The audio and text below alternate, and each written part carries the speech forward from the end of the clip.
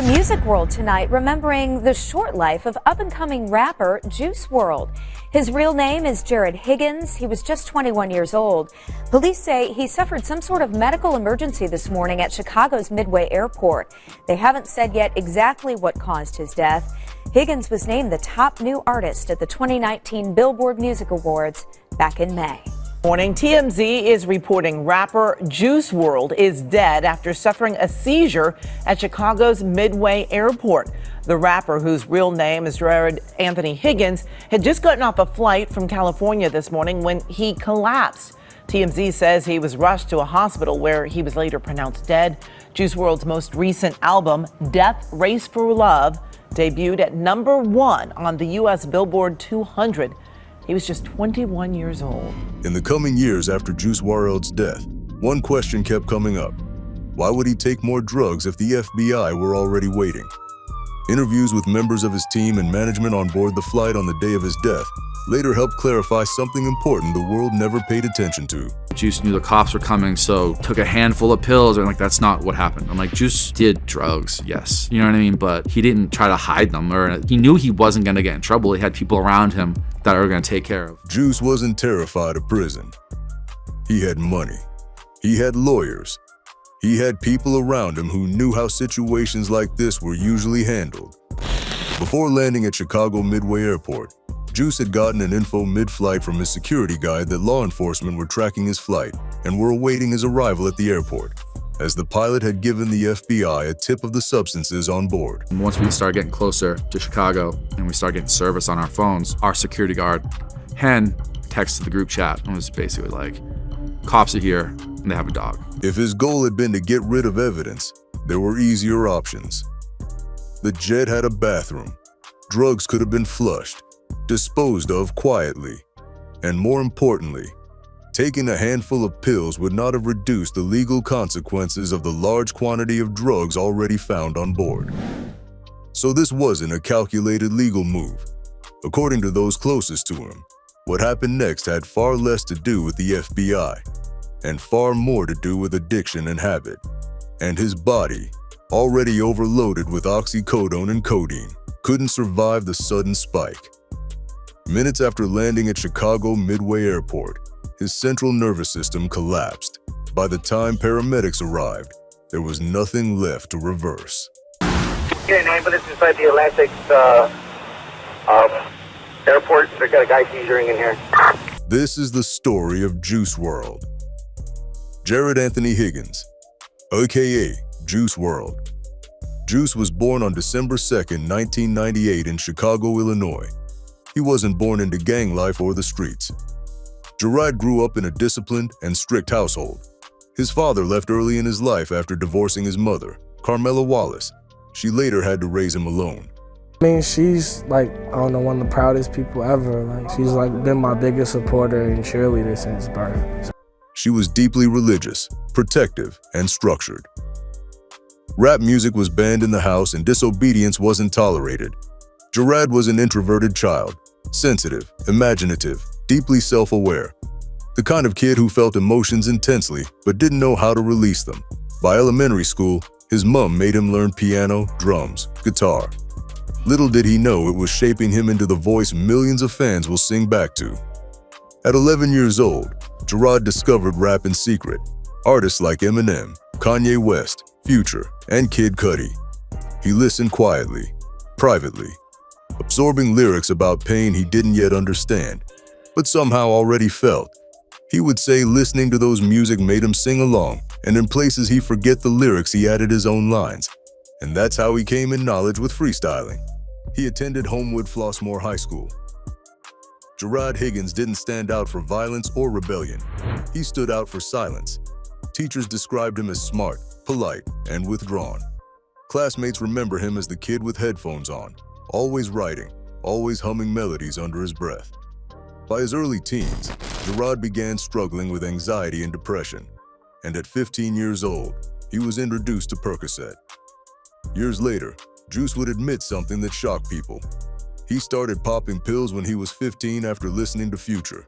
When I heard Future, the first song I ever heard by Future was Ain't No Way Around It. The second song I've ever heard by Future is Dirty Sprite, like off the first Dirty Sprite mixtape.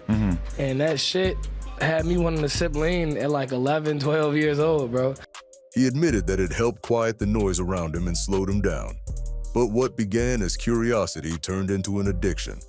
Around this time, WRLD started recording music obsessively, sometimes freestyling for hours, turning raw emotion into melody without writing anything down. Music wasn't a hobby, it was therapy. WRLD had ideas, he had melodies, but studio time wasn't free. As his freestyling improved, word began to spread locally. A few fast-rising producers noticed his sound, the emotion, the melodies, the honesty. They were interested. One of these producers was Side Piece, who saw so much potentials in Juice.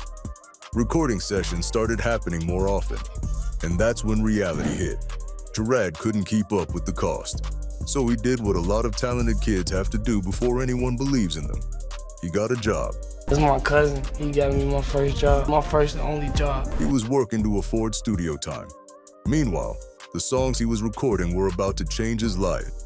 Like, I used to have to scramble for money to get like 2 hours at the studio. In 2017, WRLD uploaded a song to SoundCloud titled Lucid Dreams.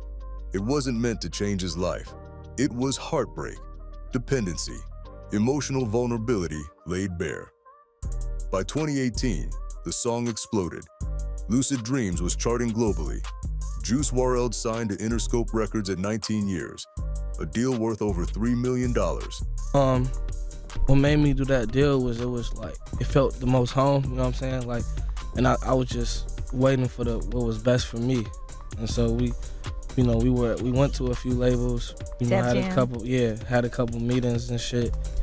And that was what felt the best. That was the best deal, so how could we refuse? You got a $3 million deal, right? $3 million. That felt good too. Man, damn near pissed myself, you hear me? This was the turning point. He was suddenly famous. But here's the truth. Fame didn't introduce drugs into his life. It normalized them. His lyrics became more explicit. So did his habits increased, as he could now afford more Percocet, oxycodone, Xanax, and lean. You always had issues with drugs even before you started to get famous and rich? Yeah, for sure. I mean, it was something that I was into early, low-key, due to music.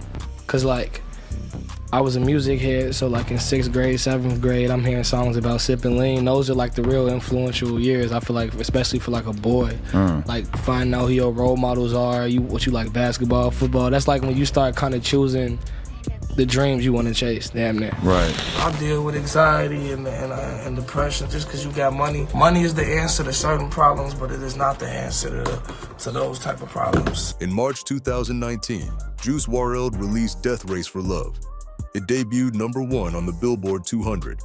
Behind the scenes, people close to him noticed alarming signs: extremely high tolerance, irregular sleep, emotional volatility, dependency masked as creativity. He even joked about dying young in interviews. By December 2019, Juice WRLD's body wasn't reacting to drugs the way it used to. What once numbed anxiety now barely held it back. His tolerance was high, dangerously high. His close friends and management later admitted this wasn't recreational use anymore. It was something he needed to feel normal.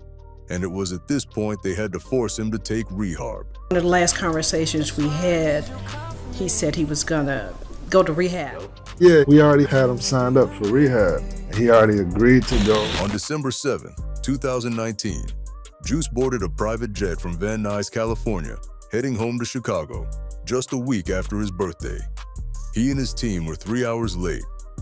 On that plane, multiple bottles of prescription pills, including oxycodone and codeine-based substances, drugs his body was already dependent on.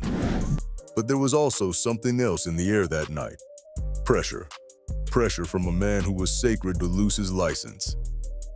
Before the plane landed, authorities had already been alerted. This call didn't come from Juice Intercycle. It came from the pilot of the flight.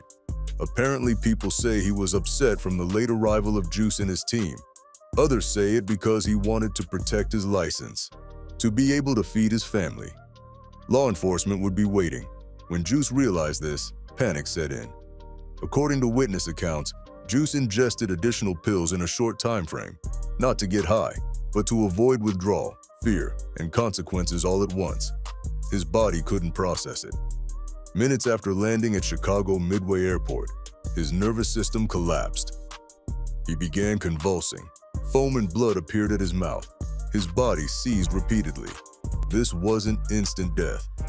His was his system shutting down in real time. There'd be no possible way for anybody to eat that amount of pills and think it's gonna be okay. And like, Juice didn't want to die. He wasn't gonna kill himself. He knew he wasn't gonna get in trouble. He had people around him that were gonna take care of. You know what I mean? Like, paramedics rushed him to Advocate Christ Medical Center, but the damage was already done. At 21 years old, Gerard Higgins was pronounced dead. After his death, fans revisited his lyrics, and the pattern was impossible to ignore. Songs like Lean With Me, Wishing Well, Rich and Blind, Legends. They weren't metaphors. They were confessions. Juice told the world exactly how he was struggling. We just streamed it instead of stopping it. Juice WRLD didn't die because he was reckless. He died because he felt too much in a world that rewards pain, as long as it sounds good. He saved millions with his honesty, but nobody saved him. And that's the part of the story that still hurts the most.